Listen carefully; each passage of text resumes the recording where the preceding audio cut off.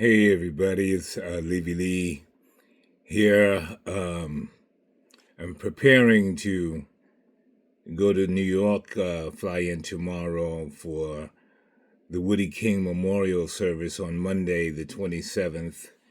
And but before I left, I wanted to give a personal tribute to Woody, who I knew pretty well. I think Woody and I had a very special relationship, connection, which all started back in 1980. 80.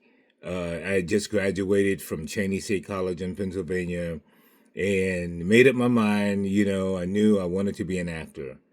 And I heard that they were offering acting classes down at Henry Street Settlement. And I'd heard of Woody. We all had read Black Theater Anthology, edited by Woody King Jr., and his name was, already something to be recognized. So, I get down there. The workshop was taught by Charles Turner, and a bunch of people, actors, were taking the class that I knew, became really close to, still friends to this day.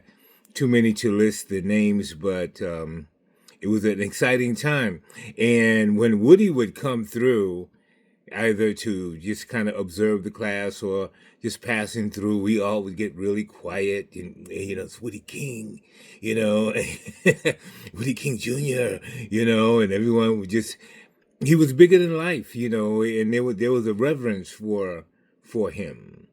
So fast forward, a couple of years later, I was working with another mentor, Ernie McClintock, and we were doing A Raisin in the Sun at the Apollo Theater. This is 1984.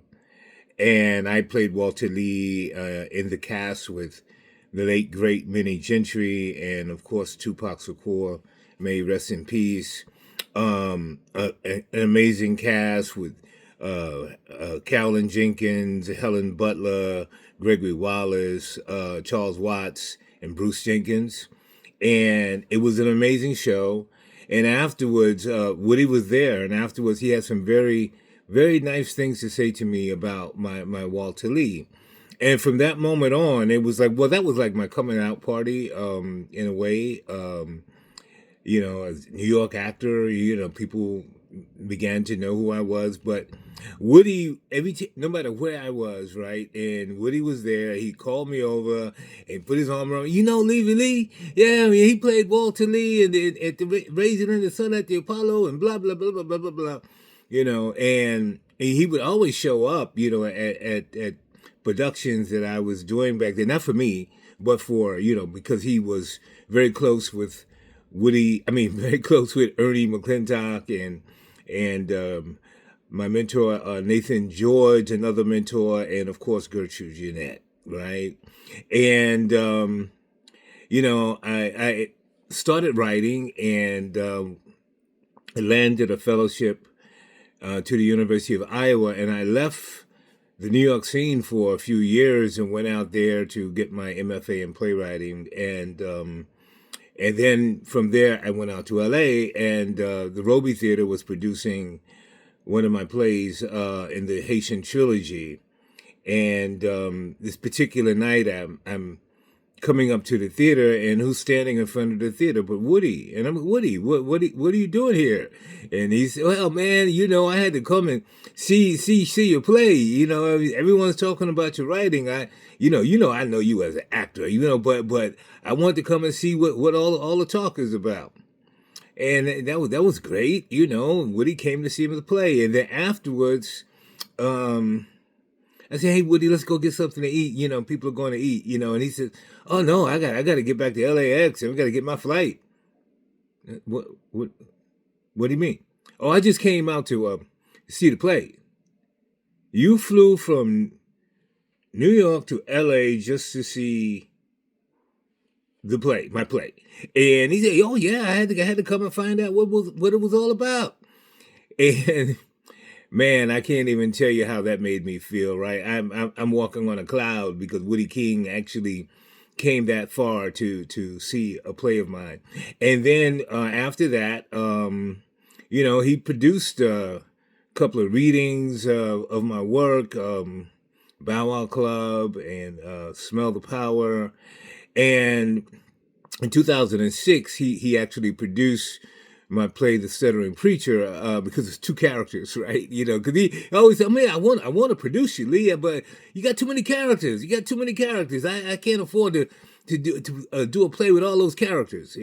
But then he produced The Stuttering Preacher and he directed it, and that was a very dark time in my life personally. I was going through it, with my substance abuse and addiction, and I put everybody through it, man. Back then, everyone wasn't clear on what I was doing and why I was late, and people didn't know if I was going to show up. Woody had to hire understudy just in case I wouldn't show. But here's where the rubber hits the road, right? Where um, I got to know the man. And because he called me out. Woody called me into his office and, what's going on with you? And we had some very deep conversations back then. And I saw the the man who was not the director, who was not the producer.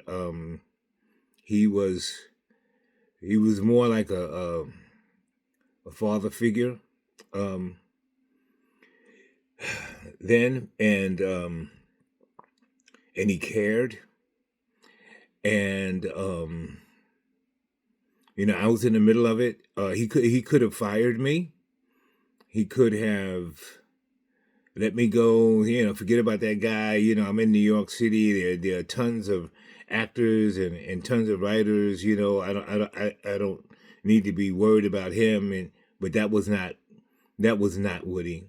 That was not him. Um,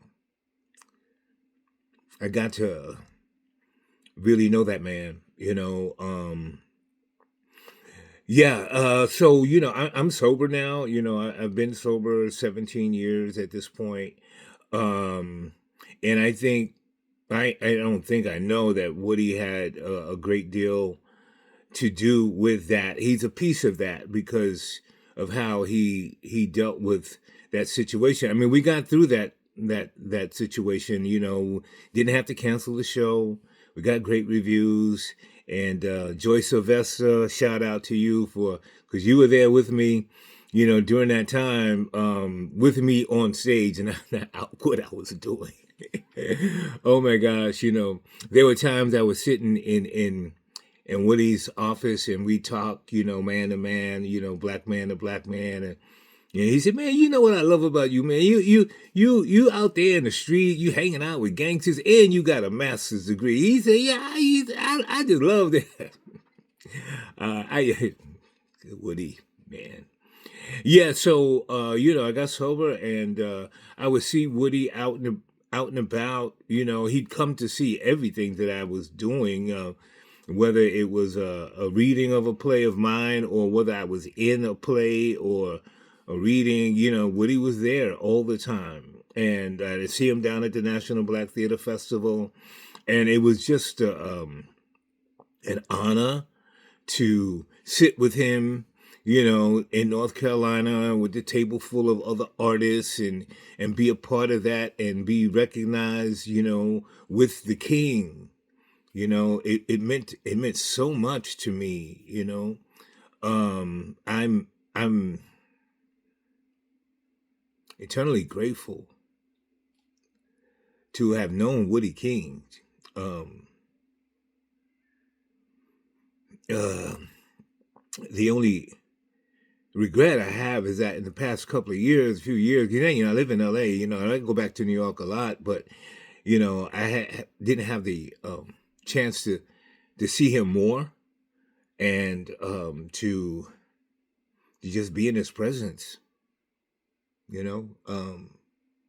You know, because Woody, you know, I mean, I have this special thing about Woody, but Woody made everybody feel special. That's what made it. That's one of the many things that made him so great, right? It's like it's not just what he did as an artist, because he loved artists, he loved actors, he loved all artists, he loved writers and designers and and directors. Yeah, you know, and his passion was just infectious. And all I can say, man, is Woody, thank you.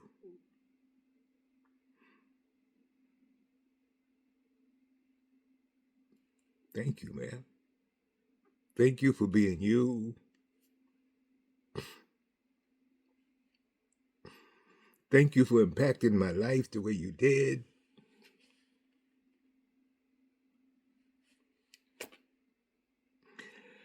I don't want to get emotional because, man, what do you do? You did your thing, man. You did your thing. And, yeah. My condolences to Elizabeth and to the family.